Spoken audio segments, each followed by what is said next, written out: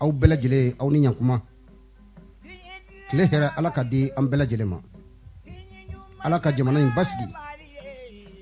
jamana marabagaw ka hakili ɲuman d'u ma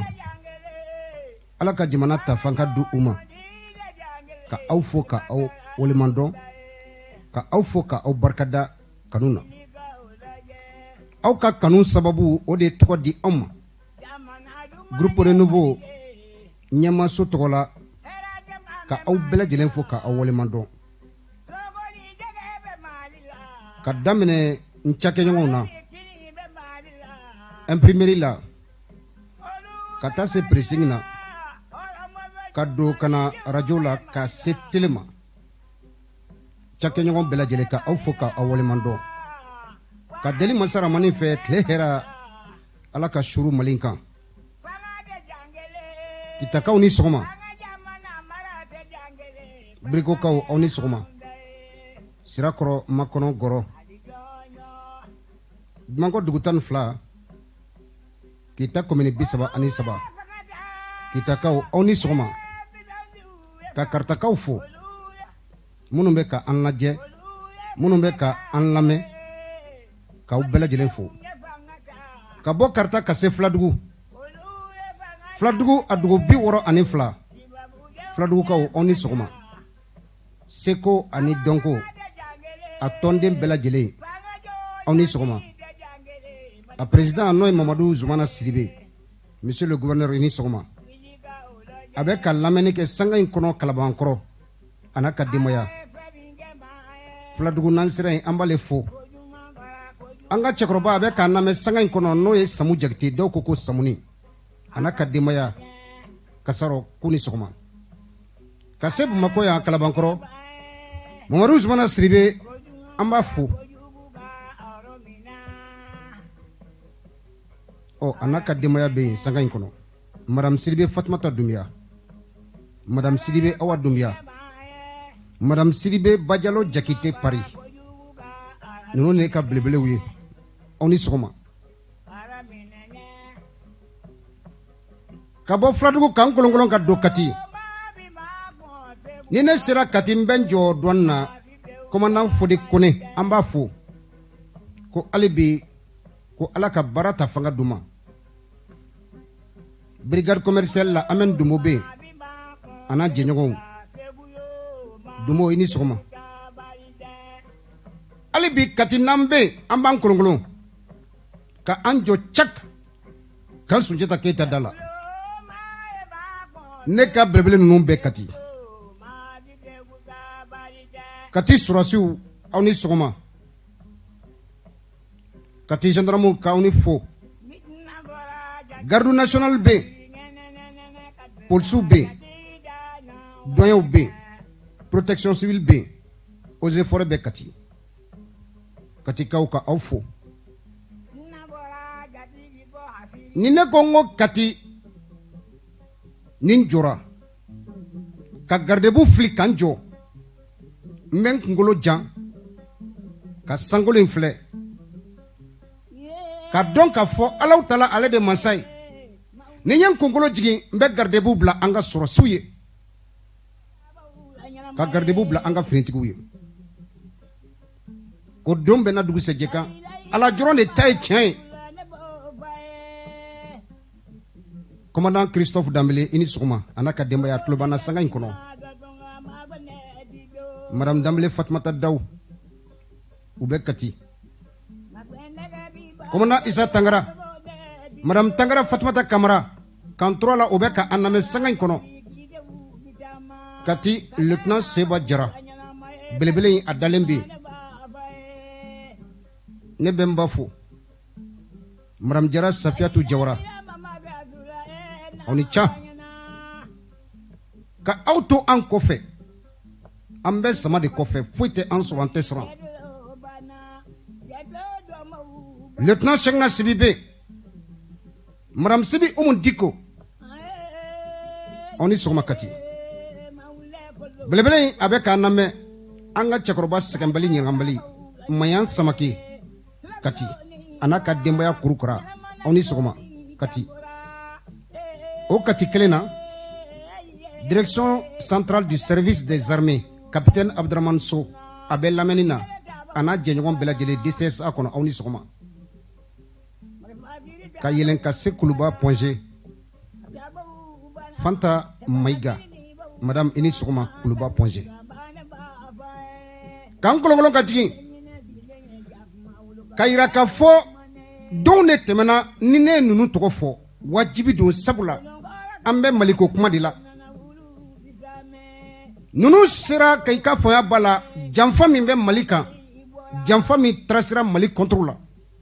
san 2012 nunu ye fura bɔ o woro o ɲama ka tiɲɛ bange an ka lakana tigilamɔgɔw bɛ ka baara kɛ cogo di minɛn jumɛn de b'u bolo u bɛ cogo di dɛ cɛba nunu de o tiɲɛ bange Capitaine Amadou Konare Bako Jikoroni Asey 2000 an b'a fo Madame Konare lafiya jara a tulo bɛ an na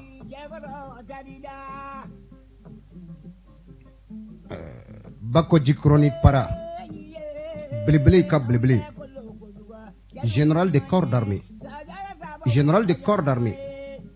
Amadou Aya Sanogo Madame la première dame Madame Sanogo Asnatou Doumbia ini sɔgɔma a jara maa ye nin ye général de corps d'armée an bolo Mali kɔnɔ min kelen pe bɛ ka fɔnya bala sanga in kɔnɔ n'a bɛ fɔ ale ma ko général de corps d'armée ala de y'a kɛ Amadou ini sɔgɔma mon général ini sɔgɔma donc tɛmɛna a kun ka kalan cɛba ninnu u ye an ɲɛ yɛlɛ ni cɛbaw bɛ général de division Ibrahima Dairou Dembélé a bɛ kamale sanga in kɔnɔ lafiyabɔla foro la mon général ko ala ka kanu to ala ka aw lakana a n'a ka denbaya état major la an b'u fo kɛnɛ in kɔnɔ capitaine Adama Keita a tulo bɛ an na sanga in kɔnɔ aide de camp de l'ex-ministre de la Défense et des anciens combattants à la garde nationale, mon capitaine Ini Sogma. Belebele no ye Salifou Traoré, général de division Salifou Traoré, ex-ministre de la sécurité intérieure et de la protection civile. Bad niye toko nunu fo ani jurukai ni beta ɲɔgɔn fɛ sabula nu ye an ka cɛbaw don tɛmɛna minnu i ka fanga bala janfa min bɛ galon min namarale bɛ ka biri an kunna ka biri an ka finitigiw kunna nu de nana ka galon in ta ka bɔ yen c'est pourquoi cɛba tɔgɔ ka fɔ ko bala Salifou Traoré n'an ye ninnu fo a fure kelen don wagati min na u nana ka fure kelen bɔ a diyara ye nin cɛba in a ye commissariat caman jɔ Mali kɔnɔ a ma diya ye a ye brigade de gendarmerie caman jɔ minɛn caman ɲinina ka di an ka lakana tigilamɔgɔw ma lakana tigilamɔgɔw bɛ se ka former cogo min na baara kɛko ɲuman ka sɔrɔ jamana in ka lakana ninnu nana ka baara in ka ta bala ka yanka ka ɲɛda kura di an ka finitigiw ma kɛlɛ bondakun kan ka ɲɛda kura di an ka finitigiw ma dɔnniya bondakun kan général de division Salifou Traoré i ni sɔgɔma kɛnɛ in kɔnɔ attaché Mamadou Doumbia a bɛ k'an lamɛn Mamadou Doumbia tɛrɛkɔrɔ tɛ ne la i ni sɔgɔma CNT la a bɛ président Aliou Badara nana kase an jigi ma waro k'a fɔ ko kiri bondakun kan maaw bɛ hali bi minnu bɛ an bolokɔrɔ n'u taara yɔrɔ yɔrɔ kiri bɛ lase kala tilen cogo min na sariya bɛ fɔ an ni ɲɔgɔn cɛ cogo min na cɛba in a ka laɲini dɔ filɛ don tɛmɛnenw na a ka wulikajɔ barika bolina Cour suprême na bi a bɛ CNT kɔnɔ Conseil national de la transition monsieur le président i nana kase don mɛna dugusɛjɛ kan an donkan filɛ ka layidu i ka faamuya b'a la ka timɛ n ye min tɔgɔ fɔ ma min tɔgɔ fɔ n ka bonya ni karama bɛ bɛɛ lajɛlen yɔrɔ la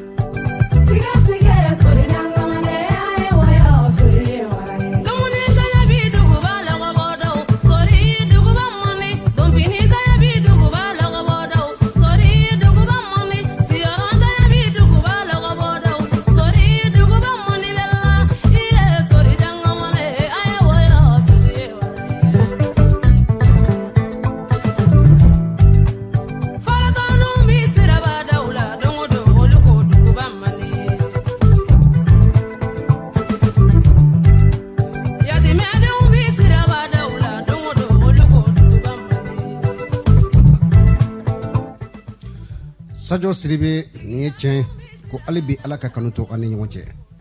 Sanga in kɔnɔ an ka cɛkɔrɔba bɛɛ kabala adjudant chef à la retraite Yaya Doumbia n'a ka denbaya bɛɛ lajɛlen ko Ala ka kanu to Ala ka bana ban pewu k'i sigi yɛrɛ ma i Doumbia. Amadou Tunkara Cɛlɛ Javier min bɛ yen o alimami don Cɛlɛ Amadou Tunkara tɔgɔ la an bɛ Cɛlɛ ka bɛɛ lajɛlen fɔ ka walima dɔn ka sigi ka don an ka kumaso kɔnɔ ka kuma di fasodenw ma kunɲɔgɔn in kɔnɔ mun de kɛra faso la dɛ mun de fɔra faso ma an ka ɲɔgɔn bilasira ka politiki ko bɔ a kɔnɔ ka mɔgɔ ko bɔ a kɔnɔ ka yira k'a fɔ an bɛ kɛnɛ min kan fasodenw aw de ka kɛnɛ don kuma dira aw ma kunɲɔgɔn in kɔnɔ min kɛra faso kɔnɔ faso marabagaw ye min kɛ ka kuma di aw ma aw ka yeta n'aw ka bilasiralita o ye jumɛn fɛnɛ ye sanga in kɔnɔ ka yira aw la k'a fɔ madame Kulibali Bintu Napo ale tɛgɛ bɛ nɛgɛ la Sori Ibrahima Diallo ka taa se Kuma Kuyate ma an de bɛ kumaso kɔnɔ sanga in kɔnɔ ka jɛ ka baro in ka sigi sen kan Kuma Kuyate ni sɔgɔma bi ye don wɛrɛ n'an bɛ don sanga ni wagati bɛɛ lajɛlen an bɛ ɲɔgɔn sɔrɔ ka hakilinaw fara ɲɔgɔn kan ka baro kɛ ni lamɛnnirijɛkulu ye ɔ baro in sɔgɔmada in na a bɛ kɛ mun ni mun kan Sori i yɛrɛ ka foli i ni sɔgɔma an ni sɔgɔma an bɛ maliyɛn den cɛ n'a muso bɛɛ lajɛlen fɔ minnu bɛ Mali kɔnɔ ani minnu bɛɛ ye bɛ Mali foli kɔ kan mɛn inshallah Sori an ka bi baro bɛ kɛ ko damadamanin kan i n'a fɔ a mɛnna i bɛ rapport vérificateur général ka rapport ko kuma la tiɲɛ kibaruya jumɛn de bɛ rapport ko in na bi o ye fɔlɔ ye o ye fɔlɔ ye an ka jamana kɔnɔdenw ye laɲini caman kɛ ka se an ka jamana marabagaw ma i n'a fɔ chauffeurw b'o la ani syndicat jɛkulu kunɲɔgɔn in kɔnɔ n'o bɔra yen an ka imam n'o ye imam Mamudu Diko ye ko caman kun kɛra imam kun dadelen don a kun tɛ ka kuma mais kunɲɔgɔn in kɔnɔ a bɔra a ye kuma lase dɔw kɛ i bɛ se ka walanwalani kɛ ni Alahu taala baro in jɛna n'a kɔnɔ ye inshallah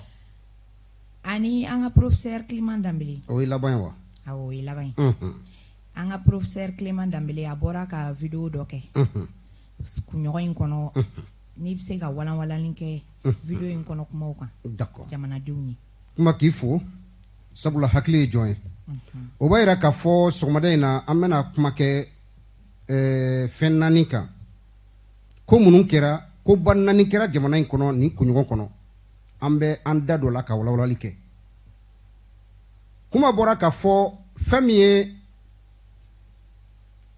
kumasen fɔlɔ ye an bɛ se ka min fɔ sɔgɔmada in na o ye depuis wagati jan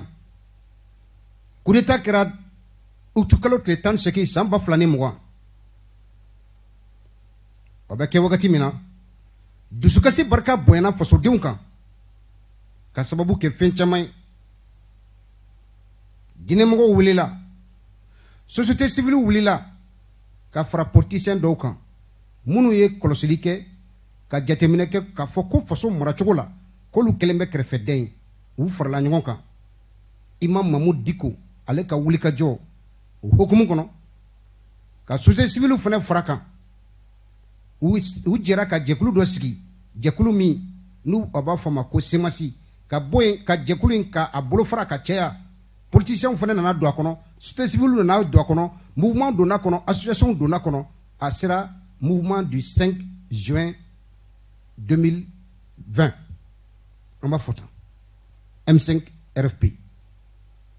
politique mɔgɔw olu farala association ni mouvement jɛkulu kan ka laɲini kɛ k'a jira Ibrahim Boubacar Keïta la a ka fanga tagabolo man ɲi jamana maracogo man ɲi k'a ka fanga bila jamana maracogo man ɲi foyi wɛrɛ tɛ n'i ye jateminɛ kɛ fantanu kule-kulew olu ka yetaw u ka hakɛ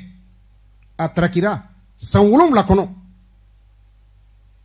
jamana bɛ ka kɔtɔrɔmabɔ cogo min a bɛ ka kɔtɔrɔmabɔ ten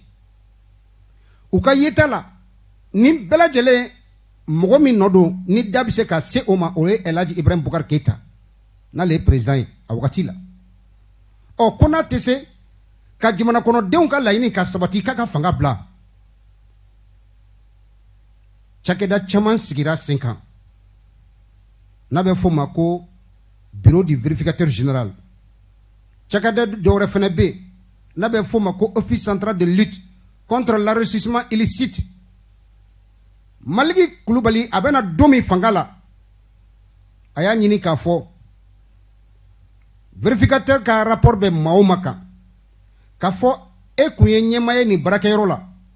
walima i bɛ baara kɛ nin service da la faso ka service da don i ka kɛwale kɛra sababu ye ka musaka dɔw jɛ faso ma i nɔ b'o la walima soben kelen b'i la rapport mana k'i kan k'a di Maliki ko k'ale tɛna mɔgɔ to yen a y'a fɔ a y'a kɛ Maliki ko i bɛ ka n'i sɔnna ka ne ta i bɛ n to yen n bɛ n ka baara kɛ n b'a daminɛ n baarakɛɲɔgɔnw na n'o ye kiiritigɛlaw ye Mali kɔnɔ bi degun caman bɛ k'a fɔ don tɛmɛnenw na a yirala k'a fɔ kiiritigɛlaw tilen tɛ fasodenw ni ɲɔgɔn cɛ n'i ye ne Maliki to yen ko n kana n ka baara kɛ nin ye i bɛ n to yen n bɛ maaw suganti maa minnu n dalen b'u la n'u bɛ n ka danaya kɔnɔ n'u bɛ ka baara kɛ n ka danaya kɔnɔ n'olu de bɛ baara kɛ i bɛ n to yen n b'o mɔgɔw suganti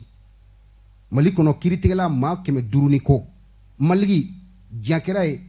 a ye projet de mutation kɛ conseil de la magistrature tɔgɔ la i ka fɔnya b'a la ka kiiritigɛla maa 325 kɔ ka bɛɛ galon ka bɔ yen ka bɛɛ nɔrɔ bila a yɛrɛ ka dannamɔgɔw la ka taw donna kana bila bi la o kiiritigɛla ladiriw de bɛ baara la ka taw donna kana bila bi la an bɛ se ka an sɔnni sɔnsɔn maa minnu kan ko ninnu ye maa ladiriw ye o mɔgɔw de bɛ an kunna bi u tigilen tile kana bila bi la baara bɛ ka kɛ cogo min an ɲɛma la o kɔrɔ tɛ k'a fɔ ko maa minnu bɔra yen k'u tɛ maa ladiri ye dɛ n m'o fɔ sabula n'i bɛ kuma bi kiiritigɛlaw ka bondakun kan i b'i da gɛrɛ i yɛrɛ la sinon n b'a f'i ɲɛna kuma ninnu ka teli bi kojugu n bɛ ka min ye n bɛ k'o de lakali an bɛ Maliki fo sabula ale ka wagati la an y'a dɔn k'a fɔ ko ja ko maa tɛ sariya sanfɛ Mali de kɔnɔ Maliki Kulubali ka wagati la an y'a dɔn k'a fɔ ko ja k'i mana kɛ cogo cogo hali n'i bɛ président nagakɔrɔ ko n'i ye faso ka nafolo n'i y'a sonya walima ka traki walima e kɛra sababu ye a ma se ka don wagande kɔnɔ wagande min ye faso ta ye ko ja ko kiiritigɛlamɔgɔw k'i n'u bɛ ɲɔgɔn sɔrɔ Maliki i Kulubali nin bɛ ne miiri jigin n dɔgɔkɛ la chargé de mission Mohamed Dramane Traoré sanga in kɔnɔ a bɛ ministère kelen na ye n y'o de fɔ ko hali bi an jigi ma waro mais rapport général minnu n'a dira rapport minnu dira vérificateur général ma ni a bɛ badaw bolo sanga in kɔnɔ badaw yɛrɛ nadon a ko a tɛna se ka yurukuruku bali mais maa o maa bɛ k'a fɔ ko i bɛ faso nafolo traki ni rapport dira ale ma k'i tɔgɔ b'a la k'i bɛ taa kaso la dɛ ko fura tɔgɔ o la hali i mana kɛ ale bura i ka ti to yen monsieur le président de la république du Mali nin don in cour suprême na an kun bɛ ka kɔlɔsili kɛ ka lamɛnni kɛ tɛgɛrɛ fɔra salle kɔnɔ an jigi sigira tiɲɛ tɔgɔ Mahamadu i nalen tile kana bila bi la an bɛ karo 5 kɔnɔ dɛ baara in bɛ cogo min bi an fantanw ko nin rapport minnu b'i bolo min dir'i ma 2019 kɔnɔ 2019 rapport min dir'i ma i jija maa minnu ye faso nafolo traki bandaw i ni ka jama a ye fɛɛrɛ bɛɛ lajɛlen kɛ baara in bɛ ka taa cogo min an tɛ se ka ɲinɛ olu kɔ ninnu de ye jamana sigi u sentigɛ kɔnɔ a politicien fɛn o fɛn bɛ yen a premier ministre kɔrɔ fɛn o fɛn bɛ yen k'a fɔ k'u ye surfacturation kɛ ka an ka nafolo ta k'a traki ka taa nafolo in bila yen ko campagne bɛ nalen k'u bɛ taa campagne kɛ ka taa kuranɛw san ka bila misiri kɔnɔ k'u bɛ taa campagne kɛ n'a ye ka taa warimugu bila banque la k'u bɛ an maliyɛnw hakili kelen san ni o wari kelen monsieur le président de la transition an mako bɛ Mali kura de la ni maa ninnu an b'a fɛ i ka kalikan kama ni maa ninnu ka an ka faso nafolo sara bilahi n'u ma sara ma yafa an fantanw an ka dɔrɔmɛ 20 dɔrɔmɛ 200 dɔrɔmɛ 1000 olu de faralen fila ɲɔgɔn kan k'o kɛ miliyari caman ye dɔw ka taa ka to olu traki ko ka minɛn di ka wari di minɛnw ka san ka di an ka lakana tigilamɔgɔw ma dɔw taara i ka faamuya b'a la ka taa miliyari 40 bila u kun monsieur le président de la transition olu bɛ an cɛla bi monsieur le président de la transition o maa kelenw de bɛ wulikajɔ la bi u bɛ ka don i kan su fara tile kan audience ko t'a la monsieur le président ka bɔ Bamakɔ ka don Kati ninnu de bɛ aw senkɔrɔ bi o maa kelenw mais Mali kura taara min an bɛ ka makɔnɔni kɛ an mako b'a la ni maa o maa n'u ye faso nafolo traki a kɛra politicien o a kɛra premier ministre kɔrɔ ye o a kɛra général ye o a kɛra officier o monsieur le président ko maliyɛnw ko faso nafolo min trakira a ka labɔ minnu y'a ta u ka fono u ka taa a kaso la rapport ko kuma min bɛ yen ni vérificateur général y'a d'i ma ni office central y'a d'i ma i jija i ka baara daminɛ ninnu ka an ka nafolo fɔlɔ an mako b'o de la bi ala sigi sogo kuma an tun bɛ se ka min fɔ rapport du vérificateur général kan min dira badaw ma minnu b'a bolokɔrɔ olu de nin ye an ka taa ɲɛfɛ teliya wagati bɛ ka kurun sisan an ka jamanadenw bɔra ka caya ka laɲini caman ɲaɲini an ka jamana merci ne ba fɛn min ye ministère des transports ye laɲini dɔ bɛ senna a wagati an bɛ se ka fɔ a bɛ san 3 bɔ bi sariya sɛbɛ taara a ma lawaleya a yɛrɛ la k'a fɔ an bɛ tagasegin kɛ sirabaw de kan o tagasegin a ka se ka ɲa an ka fɛɛrɛ bɛɛ lajɛlen tigɛ fɛn min ye sira ɲuman o ka se ka sɔrɔ jamana marabagaw ka laɲini kɔnɔ u ye fɛɛrɛ dɔw sigi sen kan péagew la k'a fɔ ko péage tigɛ n'i y'a ta 24 heures de don a délai ye mais n'a tɛmɛn'o kan o la n'i b'a ta siɲɛ wɛrɛ i b'a ta fɛɛrɛ kura nin b'a yira k'a fɔ an k'an ka sɔn o ma i tɛmɛ ko k'i ka péage tigɛ i ka ta a kuma fɔlen kelen kana bila bi la ka a donna application na a ma faamuya a kɛra fɔkɔɲɔgɔnkɔ ye jamana marabagaw ka taa se transporteur u ni ɲɔgɔn cɛ an ye tile kelen kɛ yan i ka faamuya bala taxi tɛ yen sotarama tɛ yen carte tɛ yen laɲini kɔni a barika bonyana kulukɔrɔkaw wulila o kɛra sababu ye o laɲini a kɛra mankanba ye jamana in yɛrɛ kɔnɔ bamakɔkaw donna la an ka jamana tɛnkunda bɛ yɔrɔ yɔrɔ la ko péage bɛ a yɔrɔ la i ka faamuya bala tagasegin na a kɛra gɛlɛyaba ye tile kelen kɔnɔ ministre tilara ka kɔtɔmabɔ kɛ ka laɲini ka bila février kalo tile 17 la n balimaw an bɛna kuma di aw ma sɔɔni an ka bilasirali kɛ bonya ani kɛrɛma kɔnɔ ne ba fɛn min ye Imam Mamudu Diko ye ale kɔni n'i bɛ ale ka kuma fɔ i b'i hakili jagabɔ kosɛbɛ an k'ale bila kɔfɛla la ale kɔni ko caman kɛra Ibrahim Bukari Keyita ka fanga a tarakili y'a la cɛkɔrɔba in a ka welewelekan caman bɛ yen i ka faamuya b'a la k'a bɛ da tariku la a dara tariku la o Imam Mamudu Diko a talen tilen ni a ka misiri la fɛn min y'a ka jɛkulu yɛrɛ n'o ye semasi ye a kɛra mankanba ye u ni ɲɔgɔn cɛ tɔndenw ni ɲɔgɔn cɛ kuma caman fɔrɔ la ni kɔɲɔ in kɔnɔ Imam Mamudu Diko a bɔra ka gafe labɛn gafe min ni hakilina kura bɛ a yɛrɛ la ka jamana segin a sentigɛ ka jamana segin jamana kuraya la ni an bɛ mali kura min nɔfɛ ko o ka se ka sɔrɔ donc hakilina minnu b'a la a bɔra k'a fɔ ko o jɛkulu o fana bɛna sigi don nalenw na o la ani Isa Kawujim cɛ an t'a dɔn o bɛna kɛ cogo min na sabula Isa Kawujim cɛ ye video caman kɛ an y'a ye k'a fɔ fɔkɔɲɔgɔnkɔ bɛ u ka kuma tagabolo la mais bɛɛ n'i ka fɛɛrɛ don politiki bondakun kan diinɛ kɔni ko tɛ bilen politiki ko don donc n'an bɔr'o kɔnɔ an bɛ gɛrɛ professeur Clément Dambele la kɔɲɔgɔn in kɔnɔ ale ye révélation caman kɛ an ni aw an ka jɛ ka professeur Clément Dambele a ye min fɔ video de don an ka bɔ kunnafoni kalama a bɛ kɛ cogo min na tiɲɛ ka dɔn min fana bɛ yen an ko dɔn an balima maliyɛnw an ɲan kuma an balimakɛ a n'aw jɛɲɔgɔnkɛ professeur Clément Dambele Makanu ka bɔ bi ka kunnafoni dɔ lase aw ma sabula mɔgɔ caman ye ɲininka a ko la ani mɔgɔ caman tɔrɔlen bɛ jamana kɔnɔ a ko la n ko n bɛ bɔ ka ɲɛfɔli k'aw ye o tɛ dɔwɛrɛ o ye an ka dɔgɔtɔrɔsow kɔnɔna la an ye sɛbɛn dɔ labɛn n ka plateforme PCC an bɛna ci ministre de la santé ma a ka communiqué ka ɲɛfɔ maliyɛnw ye ka yira k'a fɔ pikiri minnu bɛ kɛ mali dɔgɔtɔrɔso kɔnɔ a kɛra dɔgɔtɔrɔso sugu sugu ye ni clinique tɛ ni privé tɛ jamana ka dɔgɔtɔrɔso fɛn bɛ mali kɔnɔ ni pikiri bɛ k'a kɔnɔ a bɛɛ gratuit c'est-à-dire que i tɛ wari sara la n bɛ fɛ a ka nin video in partager diɲɛ bɛɛ k'a ye maliyɛn bɛɛ k'a ye aw minnu b'a lamɛn a ka kunnafoni lase mɔgɔ ma minnu t'a kalama pikiri sɔrɔmu ani ni banana fura fɔlɔ min bɛ k'i la ani ni ala ka kisi banana ambulance min t'i ta n'o ye SAMU ye n'o ye pompiers ye ani jamana ka ambulance minnu b'i ta hali n'u bɔra n'i ye kaye ka t'i bila Kidali i man ka dɔrɔmɛ sara kunnafoni dɔw sera an ma an t'a dɔn ni cɛ don ni cɛ tɛ nka ne yɛrɛ ma surunna mɔgɔ dɔ ka kunnafoni sera a ma ka fɔ ala ma mɛn u ka mɔgɔ dɔ ye accident kɛ Kita akirina u ya ta ba kita kana bila kati dɔgɔtɔrɔso la a tigi ko k'ale 20,000 de sara mais pompier mɔgɔ de nana n'a ye pompier mɔgɔw ka essence wari bɛ bɔ jamana de kun pompier mɔgɔw ka baarakɛ wari bɛ bɔ jamana de kun e bɛ mun wari sara bilen jamana ye tuguni ka fara o kan privé tɛ donc k'a fɔ bɛɛ maliyɛnw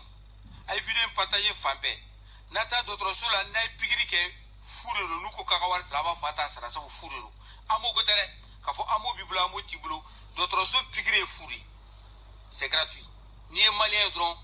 n'i bɛ se ka justifier k'i ye maliyɛn ye i tɛ maliyɛn o n'i kɔni bɛ mali kɔnɔ yan mali dɔgɔtɔrɔso la n'i taara n'u ye pikiri k'i la dɔrɔn i man ka sara n'i yɛrɛ ko k'i bɛ min di parce que kuma dɔ la stagiaire dɔw bɛ yen tuma dɔ la mɔgɔ dɔw bɛ yen a ka di yɛrɛ bɛ dɔɔnin di o y'o bannen mais ka kɛ i n'a fɔ sariya dɔ de bɛ yen nɔ min b'a jira k'i bɛ wari sara o tɛ tiɲɛ n'i tɛ fɛ k'a di a fɔ n'u tilala pikiri kɛli la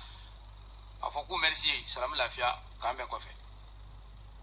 o bɛ cogo min na sɔrɔmu bɛ ten n'i taara mali dɔgɔtɔrɔso sugu sugu la mali kɔnɔ n'u ye sɔrɔmu k'i la sɔrɔmu fana ye fu de ye wari sara t'a la o kɔfɛ n'i ye ambulance wele taa ni ko kɛra ambulance y'i ta ka taa n'i ye t'i bila dɔgɔtɔrɔso dɔ la ni jamana ka ambulance don dɔrɔmɛ kelen i t'a sara c'est gratuit i kana wari sara i min fɔ n bɛ segin a kan nanzarakan na au Mali la gratuité c'est lorsque vous allez dans un hôpital ou dans un centre de santé public, l'injection, ce qu'on appelle la piqûre, elle est gratuite. Le sérum est gratuit.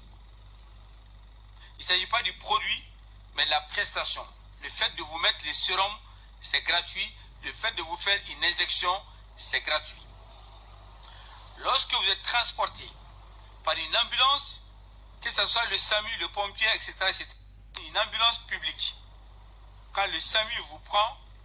c'est gratuit en République du Mali. Ne payez pas un centime parce qu'une ambulance publique vous a transporté, c'est l'ambulance de l'État, c'est déjà payé par l'État. Le citoyen ne peut pas payer ce qui est déjà payé à sa place par l'État. Les médecins qui travaillent dans les hôpitaux publics sont des fonctionnaires qui sont payés par l'État. Vous n'avez pas un centime à leur donner parce que vous avez fait une prestation. Donc, le sérum est gratuit. Et en plus de cela, les premiers soins, lorsque vous arrivez dans une urgence, les premiers soins sont gratuits. Ne payez pas. Nitra et urgence là. Fura mubikila. Ni brawato sirai. Dromete sara fururu. Dromete sara fururu. Donc on me voit quand il y a fois ça, on m'a chamaillé une alikala. On va chamailler avec quelle kala. A kuma wulle me fambe on re saisira na plateforme saisira o plateforme ye yamara di anko ngapo bi ka nyefo moyi ka irala ka fo ni e accident ki etar ni koro tuni ka etar urgence la fura flo mbekila o fuye mali be d'autres so public fait ni e pigiri ke pigiri furi nous va vous mako injection mali be ni tra ni soromu ke soromu ki e furi a fura ko tere mu ba kelim kila war stratala ambulance be fuye mali kono lui ta ali kabo kai ube gawo ka ti bla fo kai ube ki bo kai ka ti bla mako utara ne jororo war srata la ikana war srata ni kula ba fo ani tiaga barala akto ben gasal ala mo. Merci beaucoup. C'est comme ça qu'on va construire le Mali, un Mali nouveau dans la transparence, dans la bonne gouvernance. On ne peut pas laisser les gens faire payer les pauvres. Ante somble fanton ko tonyo jamana kono fanton ko war kata kwandaraki ko soro o fuye fanton de tiganu no Mali kono o wati sera fanton ka franyanga wati sera afrika son ka bla fanton nye wala sa ko hage yin ga duma apelma ke ana jonyo ke professeur Clément Dambélé akambe soni ne ba tiens ka fo foso ka jo vidéo in circule réseau fait akacha ka foso de un bo kun fana anga nyon blasra Amadou Tungara yan fo wenzembugu ini sokoma iklobana amma ko be akwa blasra kauna lamendre jekulu ambe kuma di awma sabula ani akli jiginke nege kaya segi sanga bisaba ani nani anyo soro kuma ko kono kaba donc anya hakli jiginke pour que anga se kanyo blasra ay mi fomya ni magale be dala tedale do be dala an sokoma Slaga mishinda ko ba je continue wore falendo koita ngo flaka misida ngo kor bashi kon tila bismillah koita turimbi fo ki wali man no fole jaranje turimbi fo ka magandu mana yela madiende o madiende non te kayele misi chama de bambule ta kalama amin arabi inshallah turi ami wele kay jemu kono ba barka bila turi ikma ko kay bismillah turi ite kuma fla kolay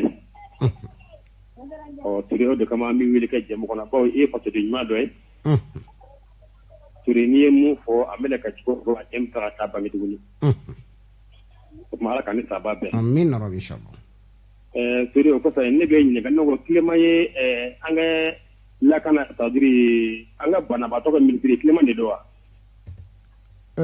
professeur Clément Dambélé abe kele ya ministre de Clément de wa ou bien ministre de do anga kuma to e bolo non koita e ki fela fo ayo te bashi bon ne ko mbolo Clément ka te mon na kana jamana do kana mbla nyokona ay kuma mo bo ma fa kuma ga me kalo anga ni kuma nga bo mo munda o ye kele ya ministre de kanga kuma ko tele ni arajo la ulu di kuma tama fo ka jamana do nyara ma kam la nyora ko to to no aka kuma yi an ga hɛrɛ bala ko ngana ki baraka na ka hakili la bon ministrité lakana ministrité aywa santé ministrité o mo o ko fe turi mi bando fo ka wali nyondo atlobila ko bando ni ke mali maralla ko alaka sabali di bando ma ko jamana ko maramadi o mi ami duwo de ka yarabi alaka sabali di aci ko tane bando ma mi o ne ko mu ko bi ne bu ko shini ba ni ala ye mamu ki ka mataka yi ba tigi bonya sobe ni ala ye mamu ga donu ba ya atigi bonya ni ala ye mamu ga wari ta yi atigi bonya o ko te ka ko ka wuta ni ko ala de ya bonya ala de ya temika o me ba bonya ka do ka mataka ne bonya ka donu ba ne bonya ka o me ne bando ne ba fo ka barka da ko ale ki aka ga baraka su ko ne aka ci ko rade ko wa mo bi kuma arajo ne tele la ni kuma ma ba ka be non ko te mai ka credit baraka be ngo ete mashitwe ali itru donc ola ala ambe ka nga tabu la ko do be dala wa bintu nu nga credit bana d'accord famel kera beni kache bismillah an soma ne ba ante ne kono gani do ay ka buruko kibare abla arajo la anga musambu arabu gela buru kala do ken e bidu anani ya ka buru gela anga ko d'accord bintu witlote ni ambala kawye o no de fongoni jimana na gelera joro ambala kawu de folo be ayide ko buruko ni ala sona en journaliste na ngon soro kuma en kono kuma so en kono afna bena ndado buruko ina anyi min kolosi buru après il est là am fana fela mi ambuno o fo aka bintu dobe dalawa ni mami be bula kadu an soma juma ya bedi ito kono juma ka wolel ke ka boro jume ibe doni fray makan kan sion tlote la ko sobe bismillah ikulubali ibe faso ko ngene kono kuma bi bulu ko tiar la zema do ko mai atara ko on ta bali pa yo ni tar kata do kula pista pura gel kere ba fi na ka kunna ni wori ga ke mai degree ke maslai ada ayam da khifa porque semana con la semana tin sal hadat con la semana tin mana taksira gimana katanya ya ai da kuma ga lafiya gimana da dole ngana antar gimana sai da kan ni gimana bara mu rama ji o bi mu da bari ba wallahi ne mo borta ka mo sensibilité ba mana kana fatu ma da kuma kare ka ku na o kuma ne ku bi ku da fatme kan jamanga don aya ko do ko pa jana ka do ko pa mana ka do traji ka do pa mana na mo ta parce que quand on me demande de quel est le droit dans l'amener français il faut que le temps non la moto ando ni ma ka droit dans ko ngale mo ko mo ka ta amo pa de c'est mana ta to so ba ti mali ni wallahi malila ai ya jama na ngare ya jama na ni la udu no na jama na to so ni mali te okay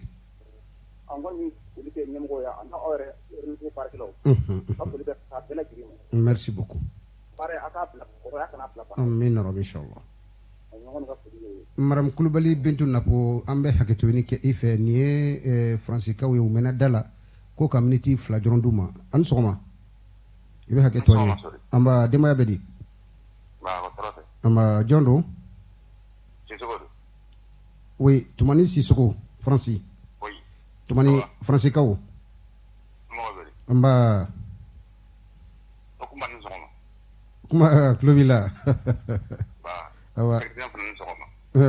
Klubila sorry oui est-ce que de la case so e caso de fanangla tumani be Franci mani ni zananga grindoni de nega o be mi no fede banda ni ibe ka be kele matandu ma fulade sorry ibe ka tara ibe ka nana ibe ka matare de abinde awa kwa watila mafoko ibe ka matawa ko kuye apuse kitigano dale emo mewa mabi bulo tumani aha klibe mima pola klina chugomina yeso so de senga so farangla akan dumani kan be watin do kona semene kono kam bo dusula apj kam wala son ani be mi ka kofe e kala jeban fere ga kuma banda wi disukuru ko domina en ala ke mo kuma malla o do na ma jami ambate haram mi ko ko ma dia awni ya ni fo kama kumbaro ka tekke amake nga verificateur ga dossier nga a 80% be sur affaire de nofe sorry ni sigini fuyenna papa ka te bonina nsenga fuikenna usena fuinya na make kata transition ambeta 5 kanana kutota 14 mois hadi hakili boga malembe ga hakili boga nombe ni renouveler ya kata 5 kana ni ala te usera fuike merci Sisoko Venika tien ka fo faso ka jo faso de onin ko ye tumani Sisoko ye ka woleli ke ka bo Franci anyo de fo ko alibi alaka jamana yi alaka baski jamana marabaw ka hakili nyuma duma ka jamana ta fanga duma madame Kulubali Bintu Napo dobe dalawa daile an soma ama an soma an bara amba sorry Ibrahim Mustafa Jara Espagne oui bashite Espagne kawdu bashite alhamdulillah balatana ibe faso kan kene kono kuma bi bolo Mustafa aywa tabarkala nebe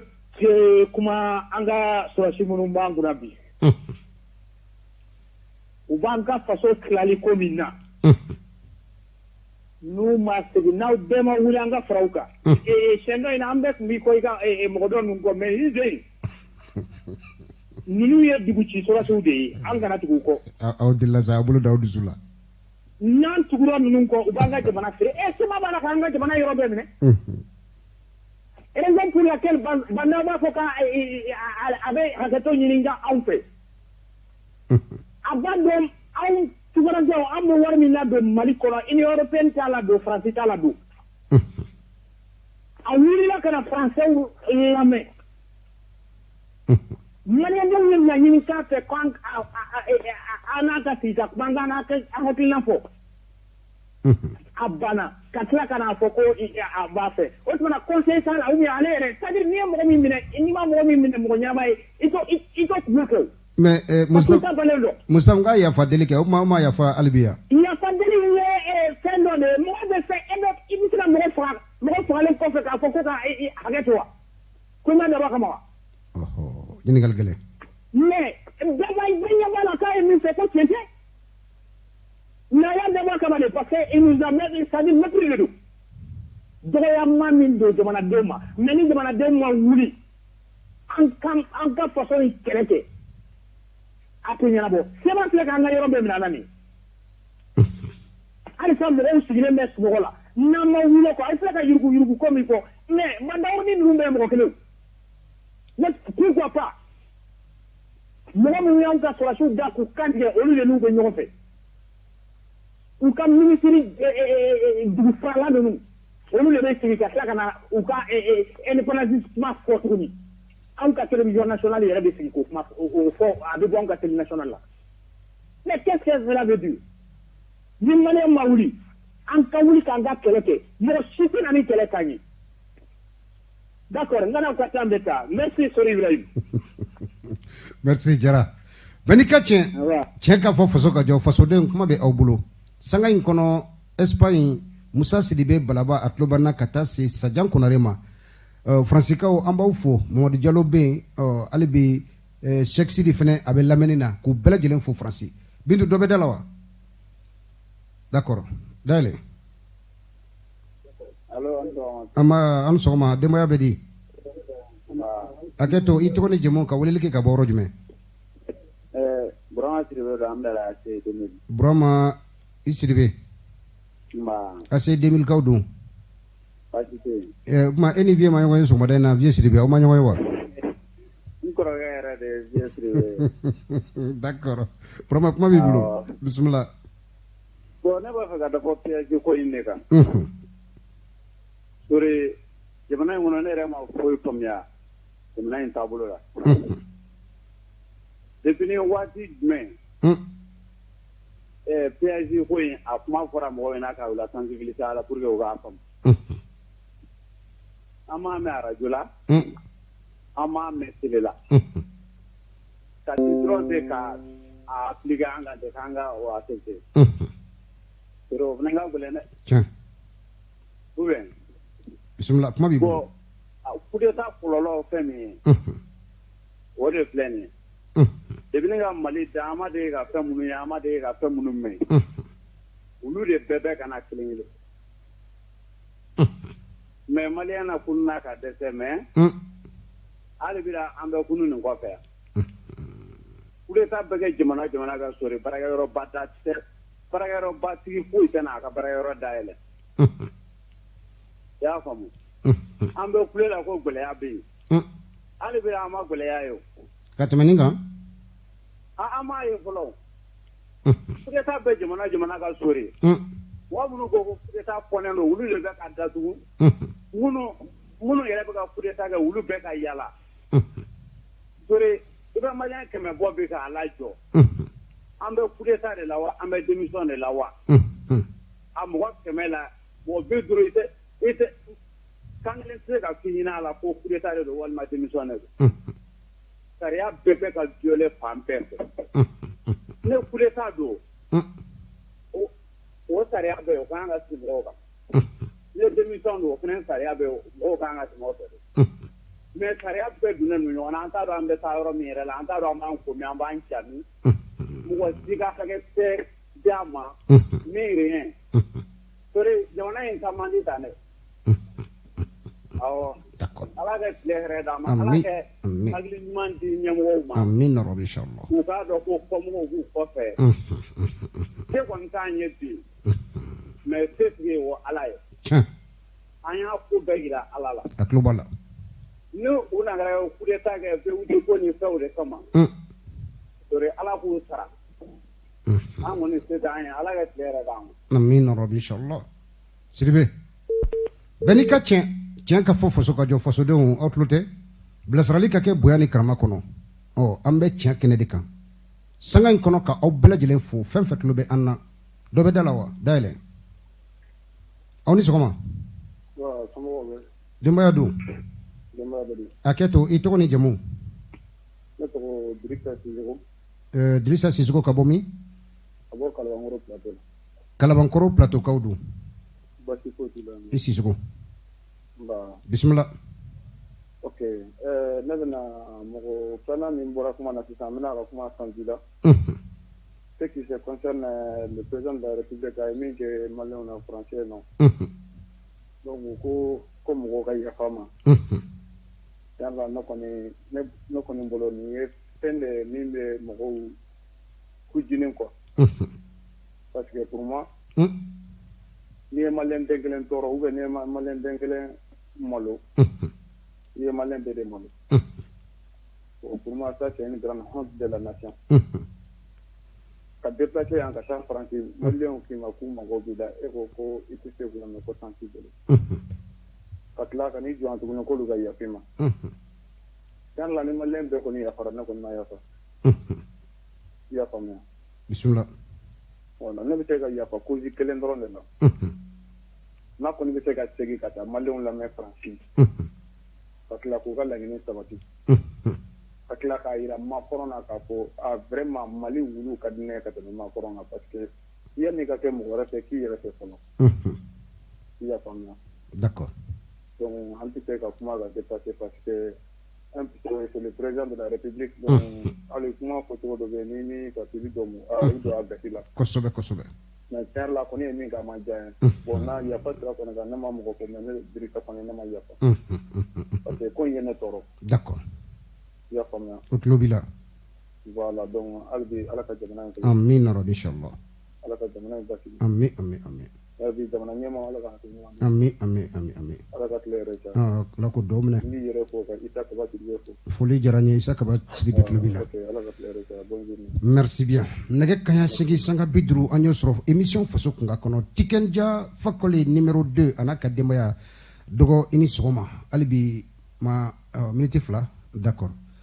bolo in y'a ye sanfɛ sisan sinon depuis i ka yɛlɛ i ma bolo in ye dɛ wagati sera ko bolo bɛ yɛlɛ sanfɛ kulubali wa alaikum salam i ni sɔgɔma an ba denbaya bɛ di a kɛ to i tɔgɔ ni jamu ka weleli kɛ ka bɔ min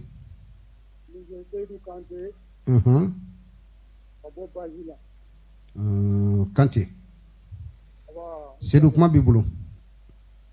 n b'a fɛ ka kuma an ka docteurw kan